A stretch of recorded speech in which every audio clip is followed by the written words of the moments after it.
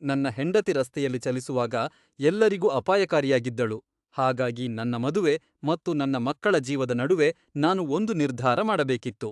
ಅವಳು ಅತಿ ವೇಗವಾಗಿ ಮತ್ತು ಅಜಾಗರೂಕತೆಯಿಂದ ಗಾಡಿ ಚಲಾಯಿಸುವವಳಾಗಿದ್ದಳು. ಬದಲಾಗಲು ಅವಳು ಒಪ್ಪಲಿಲ್ಲ. ಒಮ್ಮೆ ಕೆಂಪು ದೀಪದ ಬಳಿ ಬ್ರೇಕ್ ಬಿಟ್ಟು ಕೇವಲ ಮಗುವಿನ ಚೂಸಕವನ್ನು ಸೂದರ್ ತೆಗೆದುಕೊಳ್ಳಲು ಸೀಟ್ ಬೆಲ್ಟ್ ಬಿಚ್ಚಿದಳು. ಆಗ ಅವಳ ಕಾರಿಗೆ ಪಕ್ಕದಿಂದ ಬಲವಾಗಿ ಡಿಕ್ಕಿ ಉಂಟಾಯಿತು. ನಾನು ಅವಳಿಗೆ ಎಚ್ಚರಿಕೆ ನೀಡಿದ್ದೆ.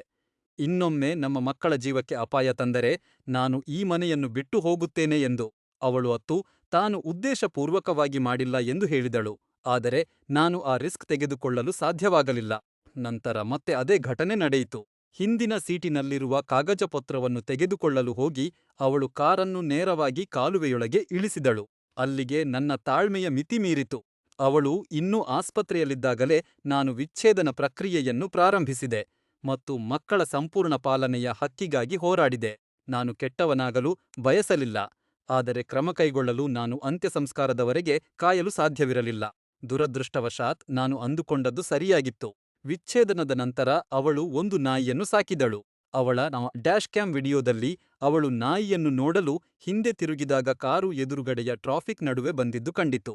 ಒಂದು ದೊಡ್ಡ ಸೆಮಿ ಟ್ರಕ್ ಅವಳಿಗೆ ಡಿಕ್ಕಿ ಹೊಡೆಯಿತು. ನನ್ನ ಮಕ್ಕಳು ತಾಯಿಯನ್ನು ಕಳೆದುಕೊಂಡರು ಮತ್ತು ನಾನು ಇಂದಿಗೂ ಪ್ರೀತಿಸುತ್ತಿದ್ದ ವ್ಯಕ್ತಿಯನ್ನು ಕಳೆದುಕೊಂಡೆ. ಅವಳನ್ನು ತಡೆಯಲು ನಾನು ಸಾಧ್ಯವಿರುವ ಎಲ್ಲವನ್ನೂ ಮಾಡಿದೆ. ಆದರೆ ಕೆಲವು ಜನರು ಪಾಠ ಕಲಿಯುವಾಗ ತುಂಬಾ ತಡವಾಗಿರುತ್ತದೆ.